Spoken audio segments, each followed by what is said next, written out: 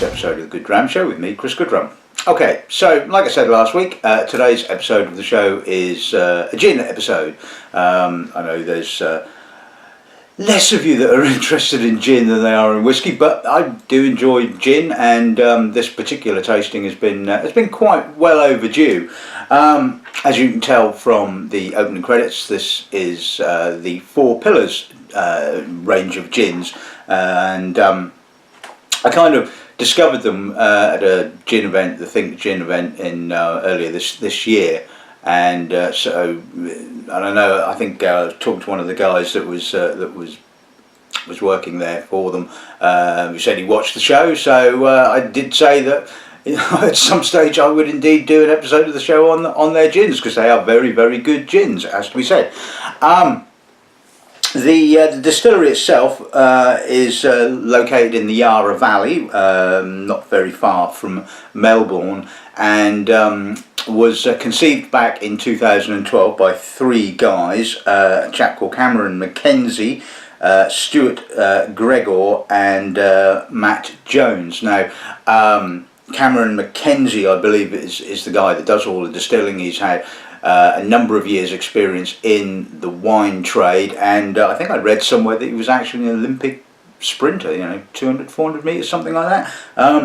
So he's done a few things, shall we say, and one of the reasons they wanted to sort of make this particular gin was that they wanted a true Australian gin, and like a number of gin producers, certainly in Scandinavia, Scotland as well, and I guess England, they wanted to use botanicals, or at least some botanicals that were native to that particular country, that country obviously being Australia, and to give it a kind of like a grounding, so that it was not necessarily a case of you could taste it and go, oh yeah, that's definitely an Australian gin, or that's a Scandinavian gin, but at least kind of give it a point of difference, I suppose. The distillery was put together back in 2013 after a quite successful crowdfunding operation, and the still that they use is a Carl Austrian built still called Wilma, which I think is named after Cameron Mackenzie's mother, and they spent about 18 months looking into sort of the various botanicals and getting their botanical recipe right, and so their standard bottling, which is called the Rare Dry, which of course obviously I'll introduce when we get to that point, is created from 10 different botanicals, 2 of which are native to Australia. So what we have is juniper berries, coriander seed, cardamom pod. Then we have the 2 Australian botanicals, lemon myrtle and Tasmanian pepperberry leaf, which is interesting.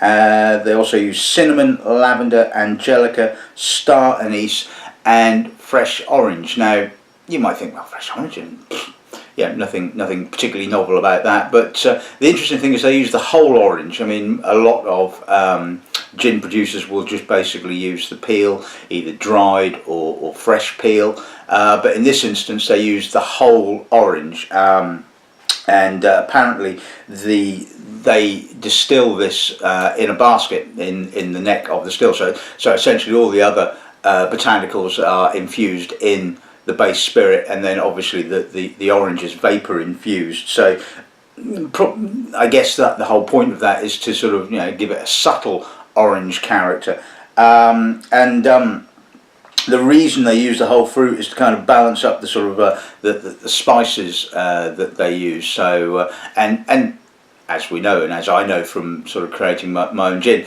balancing spice is the sort of like the key thing as far as I'm concerned in gin. Well, balancing all of the botanicals to a certain extent is the key, but certainly you want something maybe with a little bit of sweetness, a little bit of sort of like a tang to kind of offset any of the sort of the heavier sort of spicier elements. Otherwise your gin just is pretty much one-dimensional. So this is so that's basically what they do. The name they used, the Four Pillars, was supposedly to reflect the still, the water, the botanicals, and their passion for the craft. So that's the reasoning behind the name. And it's basically, I think, a really interesting range of gins they do. I think when I was at the gin event, there was very few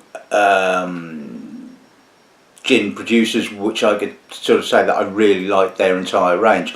And there is one missing from this. They do an oak aged gin which I haven't got a sample of and haven't tasted, so I couldn't tell you whether the entirety of their range is good, but I was certainly impressed by the range that I've got samples for. And there was, like I said, there was very few other producers there that I could sort of say that I really liked all of their different bottlings. There might be sort of one or two that I really liked and a couple that maybe I wasn't quite so keen on.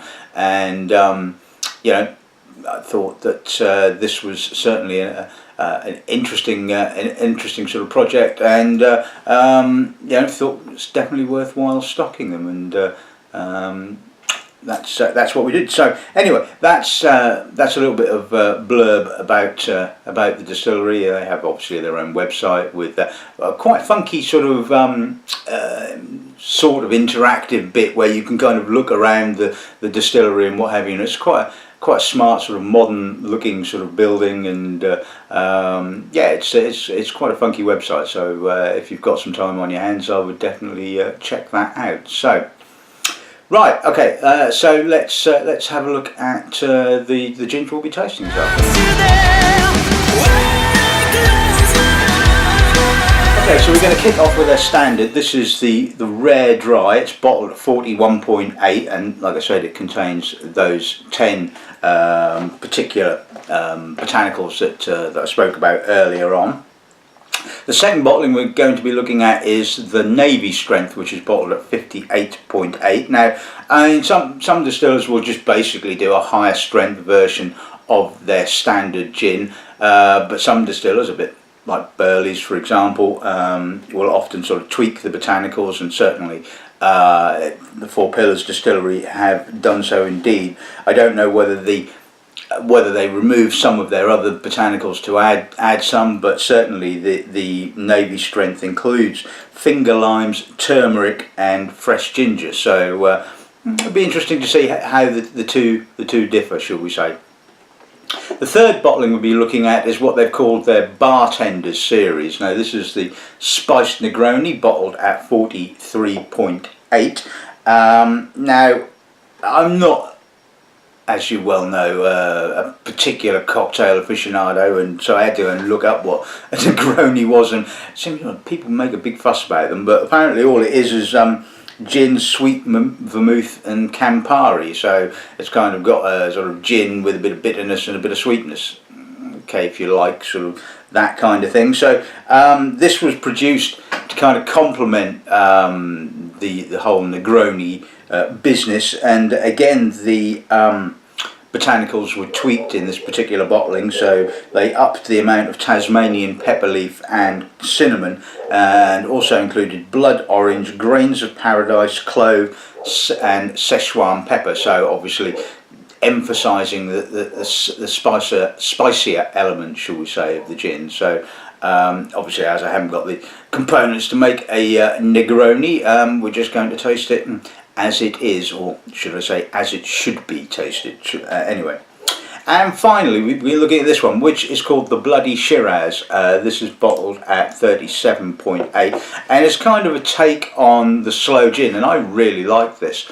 Well, I really like the concept, shall we say. Again, they take whole Yarra Valley Shiraz grapes, and they steep them in gin for 8 weeks. Then the fruit is pressed and blended with the rare dry. So only limited amounts of this get made each year, because obviously it's using grapes from that particular vintage, and getting hold of it seems to be pretty difficult. When I certainly tried to order some for the shop, it was out of stock, and well, we'll see when I need to restock, whether the distributors have got any more. So anyway, like I said, that's an interesting take on the whole kind of slow gin concept, and I think that's going to be an interesting one to finish with. So I guess it's time to kick off with the red rum.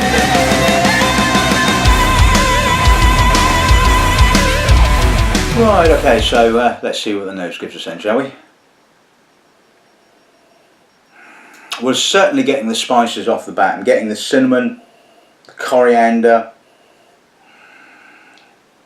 and quite a bit of sweet orange, although it's not sort of hugely orangey. It's kind of got a real sweetness, which certainly does seem to sort of balance up that spicy element. It's got a nice freshness. There's obviously plenty of kind of crisp, fresh juniper. And it's got a lovely depth to it. Yeah, I think just all in all, I think on the nose this is really well balanced. It's certainly got what you would want from a gin. There's a slight sort of pepperiness, which I'm guessing is coming from the pepperberry leaf, which apparently is supposed to give a little bit of a warming spice rather than a sort of a bittering spice. And it's certainly got that kind of warm spice kind of feel to it. It's certainly quite fullish. It's not a sort of crisp and narrow kind of spirit. The spirit has certainly got some weight to it. And so I suppose whether you associate that with Australia, I don't know. But anyway, let's see what the palate gives us, shall we?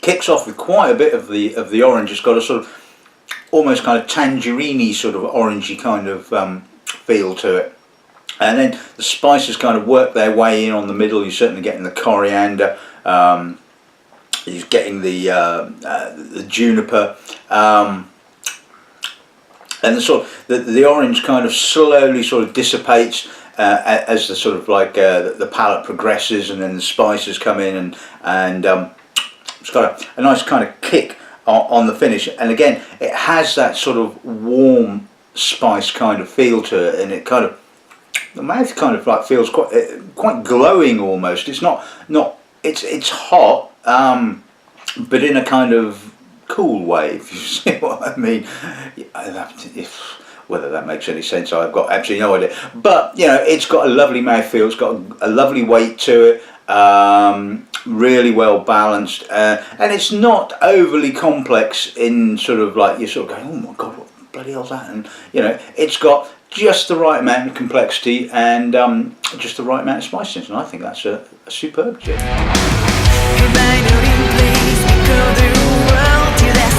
Right, okay, so let's move on to the Navy strength. Let's see what the nose gives us on this end, shall we? A slightly more crisper note to the nose on the Navy strength. Certainly, it's got a. I'm getting the finger lines. I'm getting a little bit more juniper, a little bit more herbal botanical notes. There's an almost mentholated kind of note.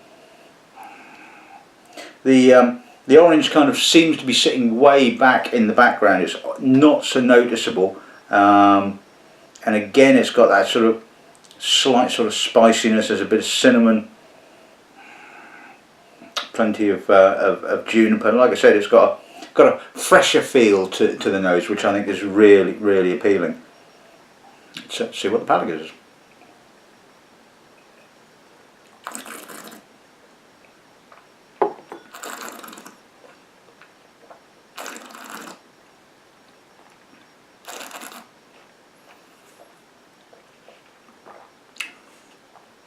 That's intense.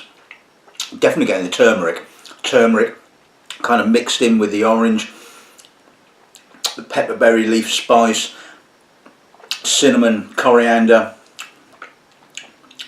a little bit of green cardamom right on the finish. Whoa, that has got some serious character. Again, it's a lot fresher feel to it than the rare dry, but again, it's still got some nice weight. A real peppery, spicy aftertaste. I mean, that just goes on and on and on. I mean, that is really very, very good. Yes, obviously, the elevated level of alcohol is certainly emphasising those spices and giving it that sort of intensity, but wow, that is good gin.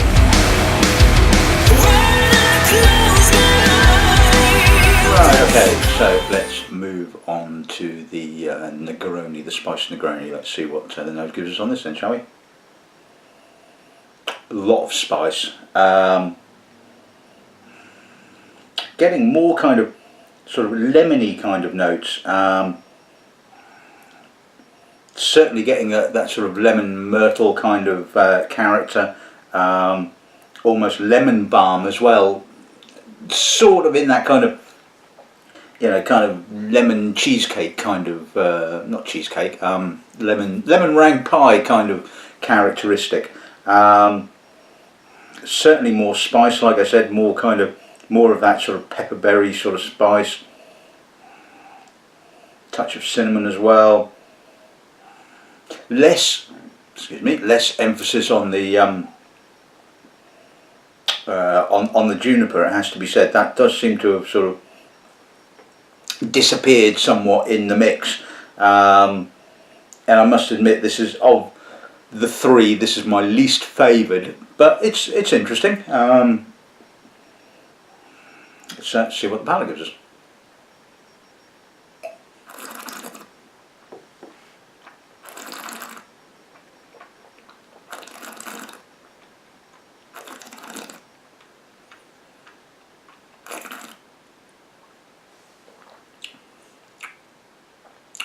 Yeah, lemony, fresh, citric, got that nice kind of spiciness coming, soft warming spice on the finish.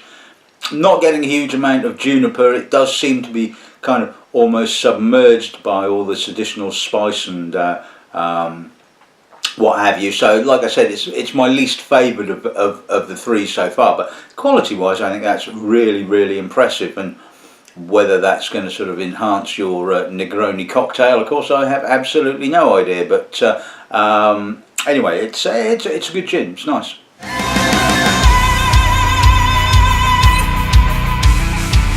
And finally, let's take a look at the bloody Shiraz. So see what the nose gives us on this then, shall we? Oh, that's quite a funky nose. Funky but fun, I think. Now I think the thing is that sort of a lot of these sort of liqueur-y kind of gins and slow gins and things like that tend to be bottled at too low an alcohol level. I mean, I've seen some as low as about 18%, 20%, and it just, to me, it just doesn't have the sort of the alcohol to balance. Now this is certainly bottled at a reasonably good level of alcohol, and it certainly has a lovely freshness. There's a sort of definite Shirazi, slightly eucalyptus leaf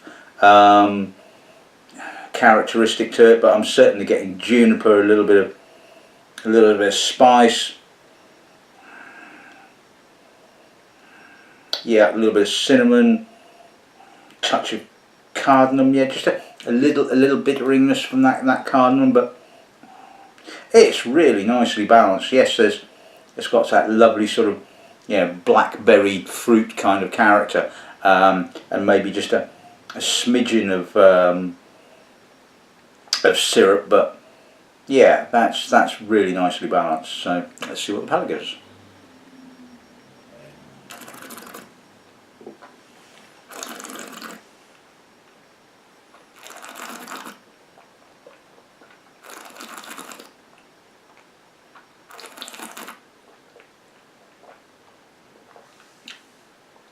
Mouth filling,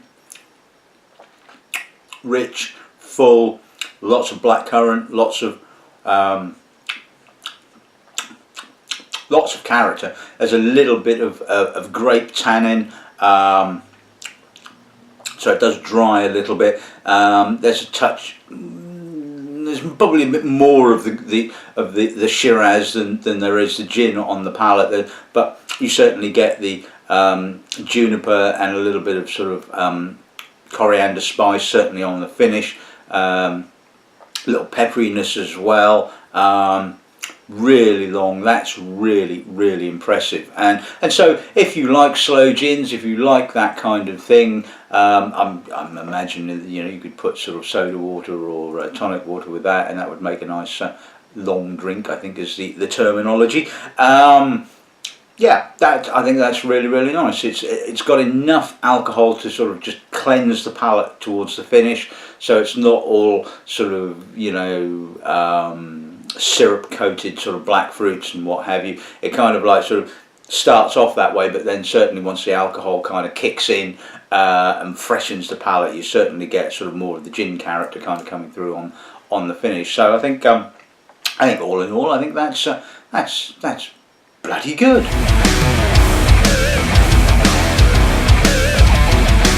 Right, okay, so let's sum today's episode of the show up.